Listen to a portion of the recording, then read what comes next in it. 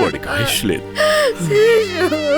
దేవుడు నన్ను తీసుకొని వాడిని ఉంచకూడదా? శేషాద్రి లేవరా.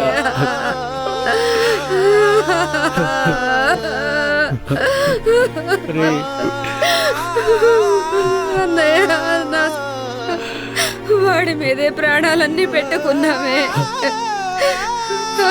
అలా చూడన్నయ్య, కాళ్ళ పారాడి కూడా ఆరలేదు.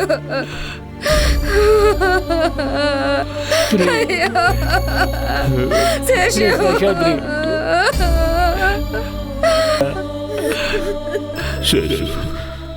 అందరూ నువ్వు పుట్టగానే మేనమామ పోలికట్టుంటే ఎంతో సంతోషపడ్డాను.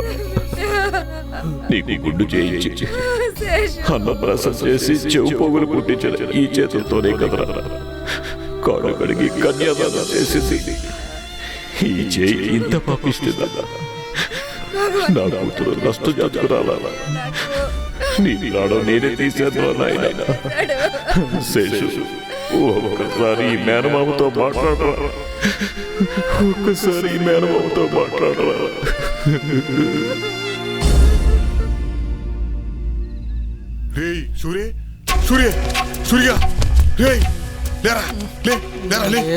పొద్దున్నే కేకలు. పెద్ద ఘోరం జరిగిపోయిందిరా. ఏం జరిగిందో చెప్పు. ముందు నువ్వే నేను చెప్తా. లేరా నాతో.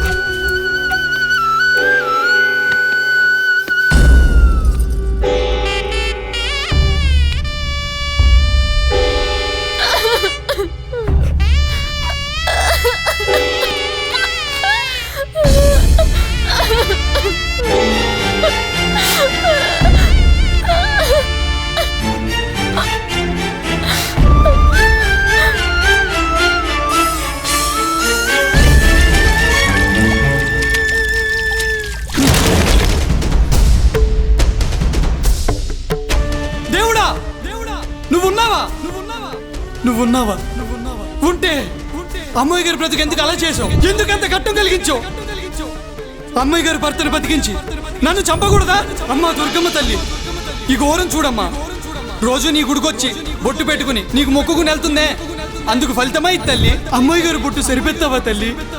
అమ్మాయి గారి భర్తను బతికించు తల్లి. నన్ను చంపేయి, నన్ను చంపేయి, నన్ను చంపేయి, చంపేయి, చంపేయి, చంపేయి, చంపేయి, చంపేయి.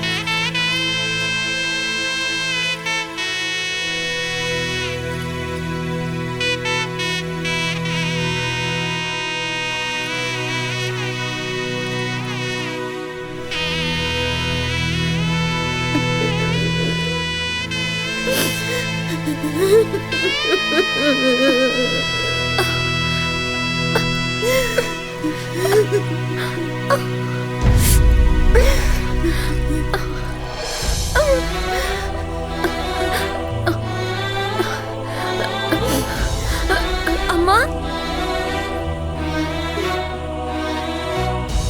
ఏమైంది తల్లి?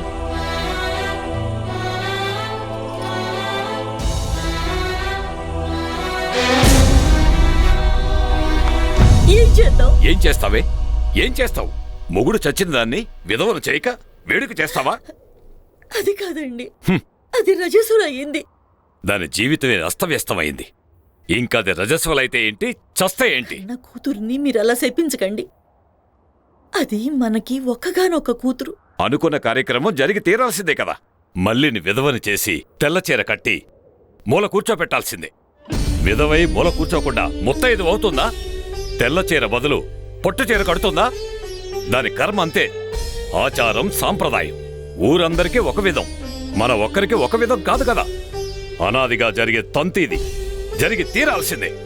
మీరింత కఠినంగా ప్రవర్తించటం నేనెప్పుడు చూడలేదండి. కన్న బిడ్డని కూడా చూడకుండా కసాయిగా మాట్లాడుతున్నారు మీరు. అంటే ఏంటి నీ ఉద్దేశం? మన కన్నబిడ్డని దాని పసుపు కుంకాలు తీయొద్దనా? ఊరందరికీ తీర్పులిచ్చే ఈ శాస్త్రి గారు కన్న కూతుర్ని విధవని చేయకుండా సుమంగళిగా ఉంచారని మన ముఖాల మీద ఉమ్మేస్తారే. అది కాదండి. నోర్మోయ్, నీ కూతురు నష్టజాతకురాలని తెలిసి కూడా నా చెల్లెలి కొడుక్కిచ్చి పెళ్లి చేయించాను. దాని ముదనష్టపు జాతకం వాడిని బలి తీసుకుంది. చెవండి, దాని జాతకం సంగతి మీకు తెలీదా? తెలిసే పరిహారంగా ఏ జిల్లేడు చెట్టుకో ఏ బండరాతితోనో పెళ్లి చేయాలని నీకంటే బాగా తెలుసు. రోగం పేరుతో దాని పెళ్లి చేసేంత వరకు నువ్వు ఊరుకోలేదు. మూర్ఖురాలా. వాడెవడే? నా మేనల్లుడు. సుభద్రకి ఏకైక సంతానం. కానీ వాడిని నువ్వే పొట్టను పెట్టుకున్నావు.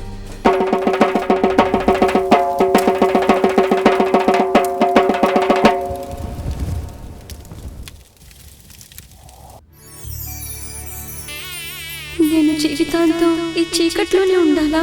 తెల్ల చీర కట్టుకొని నుదుట బొట్టు జడలో పువ్వులు లేకుండా మొండిగా మూడుగా బ్రతకాలా? శుభకార్యాలకి దూరంగా ఉండాలి. ఎదురైతే అశుభమని అందరూ తిట్టుకుంటారు. అమ్మవారిని ఎంతగానో పూజించాను. తను ఎందుకు నా నుదుటి బొట్టు చెరిపింది?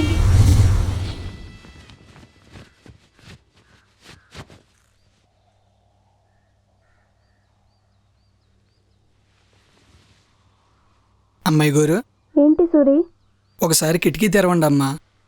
వద్దులే సూరి, ఏంటో చెప్పు. ముందు మీరు కిటికీ తెరవండి అమ్మా.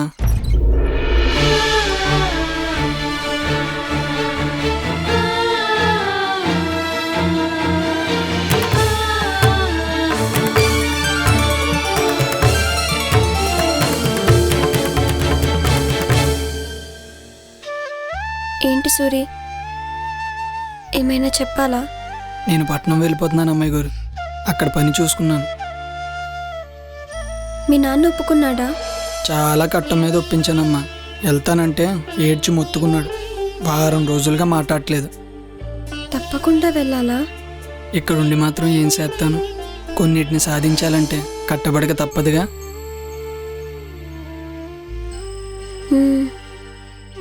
నువ్వు చాలా మారిపోయావు సూరి.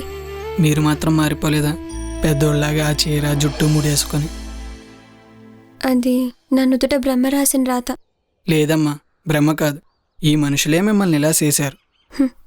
ఇప్పుడు అవన్నీ ఎందుకు? మళ్ళీ ఎప్పుడు వస్తావు? లెటర్ రాస్తావా? రాస్తానమ్మాయి గారు, మీరు బాధపడకండి. మీకంతా మంచే జరుగుతుంది. ఆ దేవుడు చల్లగా చూసే రోజు వస్తుంది.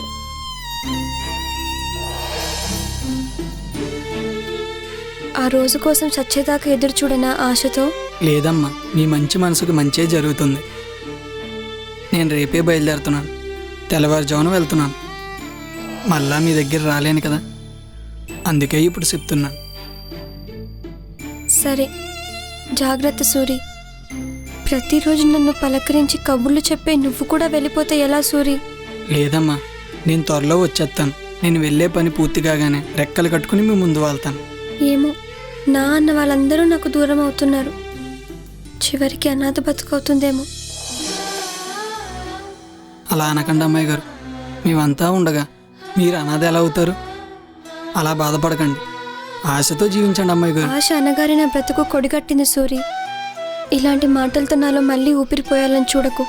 లేదమ్మాయి గారు, మీరు బాధపడితే నా మీద ఒట్టే. నేను ఊరు వెళ్లకుండా ఇక్కడే ఉండిపోతాను. వద్దు సూరి, వెళ్ళు. క్షేమంగా వెళ్ళిరా. అది గది అలా మాట్లాడండి. నాకంతా మంచిగా జరుగుతుంది. వెళ్ళొస్తాను అమ్మాయి గారు.